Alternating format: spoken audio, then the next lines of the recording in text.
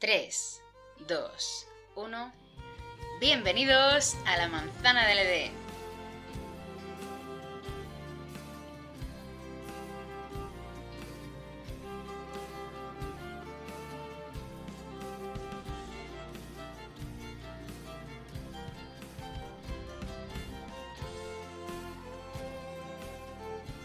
Primer episodio del año. José dice que sí. Ya era hora. Ya era hora. Y nada, pues aquí estamos en lo que puede ser como un primer episodio de segunda temporada, no sé, algo... Algo así, Bueno. pero bueno.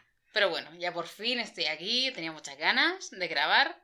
Hemos estado investigando estas navidades, más sobre algún episodio, tenemos algunos ya ahí en la recámara para grabarlos. Y bueno, espero que todo nos salga bien. Antes de nada, antes de empezar, deciros que feliz año, que se cumplan todas vuestras metas y que seáis muy felices. Ahora sí que sí. ¿Algo que decir, José?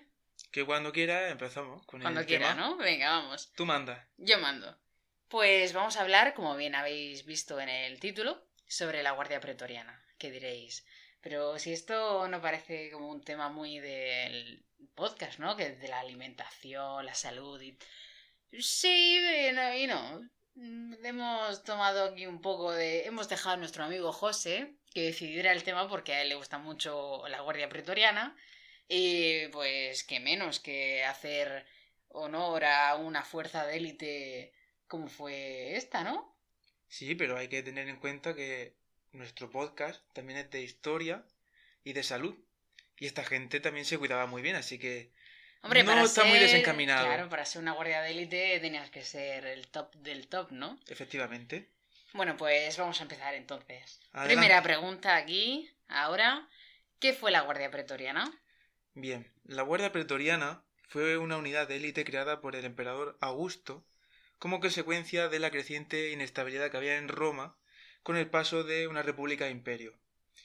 Y fue diseñada, evidentemente, esta guardia para defender al emperador en caso de un atentado, ya que debido a ese nuevo cambio de poder había mucha gente que no estaba muy contenta en Roma y en cualquier momento podían quitarse de en medio a esa nueva figura de poder. Ya sabemos cómo era la política romana, que de vez en cuando alguien recibía una puñalada. Julio César le pasó lo mismo Sí. cuando aglutinó demasiado poder. Y claro, era una unidad de escolta que también tenía funciones de parada. ¿Cómo que de parada? ¿A qué te refieres? Pues me refiero a que también fue utilizada como unidad para desfiles después de una gran victoria militar. Parada que es como estar parado para que te miren, ¿no? Un desfile o algo así. Sí, para demostrar la ostentosidad de tu unidad de élite, para que vean qué bravos guerreros son, qué bien luchan o qué bien han luchado. Lo que sería el desfile de las Fuerzas Armadas. Efectivamente, entonces iban con su traje de lujo porque hay que decir una cosa, y es que no siempre iban vestidos con la armadura como tal. Y otra cosa muy importante de esta unidad, y es que llegó un momento de la historia en el que tenían la facilidad, por decirlo de alguna forma, de poner y eliminar a Césares a su disposición. ¿A qué te refieres con eso? ¿Poner o eliminar? Sí, porque después de Augusto, la Guardia Pretoriana acaba teniendo tanto poder que ya no deja de ser una simple unidad de élite como guardia personal de los emperadores, sino que acaban teniendo tanta influencia en la propia política del imperio que cuando a un emperador no le salía a cuenta, no le gustaba o lo que sea, lo quitaban y ponían a uno de su propia elección. Ah, amigo. Eran un tanto tiránicos, por así decirlo. Sí, incluso podían tener más poder que el propio emperador. De hecho, fue tal la influencia de la Guardia Pretoriana en la política imperial que eso ha llevado a que los historiadores creen la definición de Estado pretoriano. Por ejemplo, la Alemania nazi llegó a ser un Estado pretoriano por la SS, la famosa guardia de élite de Hitler. Eso viene influenciado de ahí. Cuando ya una guardia llega a tener tanta influencia política, en un país se convierte en un Estado pretoriano. Amigo. ¿Y a qué se debe el nombre? El origen proviene del pretorio. El pretorio era la zona más cercana a la tienda de campaña de un general romano. Imaginemos un campamento romano con su cardo y su decumano, que es la planta de la ciudad, está muy bien cuadriculado todo, pues en el centro siempre se disponía la tienda más importante, que es en este caso la de general principal de una legión o de un ejército más grande con varias legiones. Pues en torno a esa tienda de campaña se organizaba el resto del ejército, pero cerca de su tienda, de la tienda de este general, se ponían las de aquellos soldados de élite con la que él tenía confianza, incluso sus amigos y oficiales que eran leales. Evidentemente, en una Roma que conocemos todos por tantas intrigas políticas que había, un general romano que quería alcanzar mayores méritos que su competencia, no iba a poner gente que le podía asesinar cerca suyo. Entonces de ahí viene el pretorio y la propia palabra de la guardia pretoriana. Y antes me habías dicho algo sobre cómo vestían. ¿Cómo era? ¿Cómo se les diferenciaba del resto de la guardia? Bueno, pues a diferencia de lo que se nos ha hecho creer, como podemos ver en el cine, no siempre iban vestidos con la armadura de parada, la armadura de lujo que llevaban para los desfiles. ¿Era púrpura? Llevaban una capa púrpura. Es que a mí me suena de Gladiator. Uh-huh. Me suena que iba. Este que lo traiciona iba como púrpura. Sí, pero no, realmente no iban así. Siempre iban vestidos con una túnica, es decir, iban vestidos como de civiles, sí que llevaban las armas por si acaso pasaba cualquier cosa, pero la armadura era utilizada sobre todo en ocasiones especiales, lo que es la armadura lujosa, que era para los desfiles o ese tipo de ritos. Y luego ya, en el campo de batalla, que sí llegaron a participar en batalla, el atuendo también cambiaba. Vestían como un legionario tradicional, dependiendo de la época, porque hay muchos tipos de uniformes, pero sí que vestían como un legionario. Lo que pasa es que se distinguía de si eran pretorianos o no por una serie de elementos y de símbolos en el estandarte que los identificaba de otras unidades. Luego sí que hay una diferencia, que ya es un dato curioso, ya lo que voy a dar, que es que con el emperador Nerón, él, su propia guardia pretoriana, la vistió como si fuese un hoplita griego. Al hombre le gustaba Grecia. Ay, ay. Este Nerón era una persona muy curiosa. Era peculiar. Claro, imagino, como has dicho, que tenía su propia simbología, su propia heráldica. ¿Cómo era esta? Uh-huh. Pues dependía del símbolo zodíaco del emperador. Es decir, la guardia pretoriana se pintaba en el escudo el símbolo zodíaco del nacimiento del emperador. Es decir, yo que soy Géminis, si fuese emperador... ¿De verdad? Sí.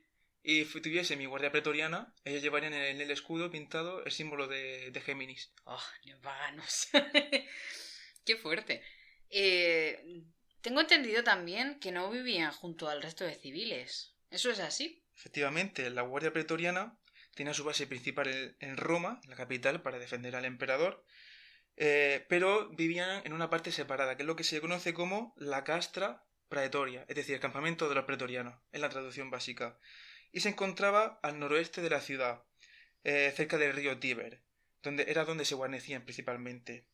Y la idea de vivir separados era impedir que los pretorianos cayesen en los vicios y en los excesos más mundanos, es decir, que no se juntasen con gente maleante y que les llevase por el alcohol, el mundo del alcohol, la prostitución, bueno, que contratasen prostitutas, yo no creo que se prostituyesen. Sí, que se buscaba como cierta pureza, ¿no? Era una vida un poco cenobítica, en el sentido de vivir ahí separados, sí. con su mundo. De hecho, el propio campamento incluso estaba amurallado dentro de la propia ciudad. Bueno, llegó un momento en el que ya en el siglo III llegó a formar parte de las murallas aurelianas. ¿Y cómo era ese campamento? La castra praetoria. Lo que es la estructura seguía la misma que los campamentos militares romanos, es decir, con un cardo y un decumano, y alrededor de ahí se estructuraba el campamento como si se tratase de una ciudad que se va a fundar, que es el mismo sistema que utilizaba Roma, que era un campamento militar, y de ahí se crea una ciudad. Y en la época dorada de este campamento llegó a albergar hasta 12.000 hombres viviendo allí. Y era prácticamente 12.000 pretorianos. 12.000 pretorianos. Ostras, era como una pequeña ciudad. Yo me imaginaba ciudad. esa guardia más pequeña. No, era una guardia que llegó a tener bastante gente. Como podemos ver, esto fue sobre todo ya a partir del siglo I, siglo II, que es la época dorada de Roma. Ya después no, va decayendo. Oye, me ha interesado lo que has dicho sobre vida y dieta serena. ¿Cómo era ser un soldado pretoriano? Bueno, antes de nada, tengo que decir que no todo el mundo valía para ser un pretoriano. La guardia era elegida entre los miembros más importantes de la clase alta de la ciudad de Roma y lo sometían a una serie de pruebas para probar su valía. Solo podían ser romanos. Sí, solo podían ser romanos. De la alimentación poca información he encontrado, aunque es un tema pendiente que me gustaría abordar en otro podcast.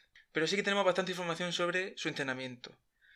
Tenían numerosos maestros y supervisores al tanto de su preparación física, lo que es algo imprescindible de abordar, ya que tenía numerosas facetas, hay que abordar numerosas facetas para la batalla. En una primera instancia encontramos la armadura, que era, por así decirlo, el instructor de esgrima. También podemos ver un Discens Armatororum, que era el que preparaba, más bien el instructor de instructores, era el que organizaba a los diferentes instructores que tenían que enseñar a los soldados. Luego estaban los exercitatores equitum, que eran esos eran los que preparaban a la guardia que iba montada.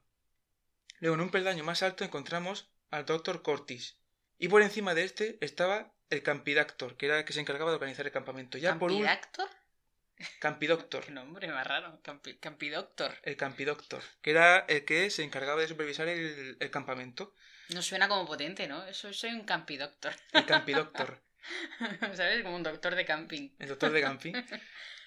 Meteros más en el entrenamiento. Vamos a la chicha, a la acción, que para eso estamos aquí. Lo que es el entrenamiento, realizaban marchas a diario a paso ligero para lograr una correcta sincronización. Iban con la armadura puesta durante estas marchas, ojo, ¿eh? Aunque no parece ser gran cosa, eran de nada más y nada menos que de 20 millas, es decir, lo que equivale a 30 kilómetros. Y lo tenían que hacer en un trayecto, una duración total de 5 horas. Luego, otro tipo de marcha, tenían que recorrer 40 millas, es decir, el doble, pero esta vez en 12 horas. Luego, había otro tipo de ejercicios, como era el salto de potro, que lo realizaban cargados con el pilum, la lanza, la jabalina mejor dicho, y el gladius, uno en cada mano, y también se le hacía mejorar su fuerza. Lo que pasa que en vez de con ejercicios comunes que se pueda ver en un gimnasio, lo que hacían era levantar obras de ingeniería. ¿Por qué? Y ahora voy a hacer un pequeño paréntesis. Porque los romanos se dieron cuenta de que es mejor tener a un soldado entretenido que un soldado que no está haciendo mucho porque le da por pensar Y más con y ese en poder. traicionar. Obras de ingeniería, ¿como qué? Pues como puentes, acueductos, murallas. Ah, que a lo mejor, por ejemplo, el acueducto de Segovia lo hicieron los pretorianos. Pretorianos no lo sé, pero posiblemente legionarios sí. Sí, ¿no? Oye. Entonces debían de ser un ejemplo de capacidad física, ¿no? Para levantar esos pedazos de pedruscos que conforman las estructuras romanas, tenían que estar potentes, casi como un jugador olímpico. Hombre, se valían también de la ingeniería y de maquinaria que tenían, pero sí, la verdad es que la gente Hombre, estaba ya muy no fuerte. va a ser, venga, pelo, vamos, Venga, esta vamos roca ahí. para el hombro. Mira a ver si puede lanzar el pedrusco ahí a la cima del acueducto, a ver si lo terminas ya. Además hay una cosa muy interesante y es que estos ejercicios que realizaban, estas maniobras se les mostraba al pueblo y al resto de senadores para mostrar el nivel de poder, ostentación y disciplina que tenía la unidad. Y no olvidemos que el papel que cumplían en la propia política del imperio.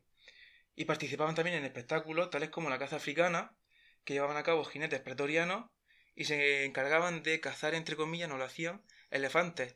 Esto que era un entrenamiento, un tipo de entrenamiento que realizaban los jinetes pretorianos para enfrentarse a elefantes si los emperadores iban con su ejército y con sus pretorianos a hacer alguna campaña en Siria, en Mesopotamia, que ahí se utilizaba el elefante, o en el norte de África también. ¿Pero todos estaban al mismo nivel o se organizaban por rangos? No, la Guardia Pretoriana se organizaba tal cual lo hacían los legionarios. Seguía una estructura además idéntica. De menor a mayor rango tenemos los milites, que eran los soldados rasos. Luego estaban los inmunes, que eran soldados que ascendían a la caballería y eran utilizados también como agentes especiales. Luego estaban los principales, los evocati, que eran los veteranos con más de 16 años de servicio. Y ya a nivel de oficiales estaban los centuriones y los tribunos, que son rangos que venían directamente de la organización de las legiones. Y ya por último estaban los procuradores y finalmente el prefecto, que era el rango más alto. Y ya como última pregunta, ¿cómo acabó todo? Pues el fin de la Guardia Pretoriana llega con un evento concreto, que es la batalla del Puente Milvio en el 312 después de Cristo, cuando Constantino I, después de ser coronado en Britania, para derrocar a su oponente político, que era Magencio, coge a su ejército y llega a Roma para acaparar el poder y reorganizar el imperio, que por aquel entonces estaba completamente dividido. Entonces, ¿qué pasa? Que la mayoría del ejército de Magencio estaba compuesto por pretorianos. Cuando se derrotan las fuerzas de Magencio en la batalla del Puente Milvio, llega Constantino y deshace la unidad completamente. Constantino es el que trajo el cristianismo, ¿no? Como religión oficial. Sí, sí. Pues aquí vamos terminando el podcast ya. Muchas gracias por la explicación. Nada, yo aquí gracias a ti siempre. poco he podido decir aquí. La verdad es que José es un muy buen investigador. Y mira que le dije, si por él fuera, habría investigado más todavía, porque lo conozco y habría estado aquí hablándonos una hora sobre este tema. Pero yo le he dicho que por favor, vamos a hacer los podcasts más cortos, más escuetos, vamos a ir al grano, porque te conozco y sé que te vas por los cerros de Úbeda. Casi me voy, casi. Pues nada, aquí espero que lo hayáis disfrutado mucho, que tengáis una muy buena semana y hasta el siguiente podcast. Hasta luego.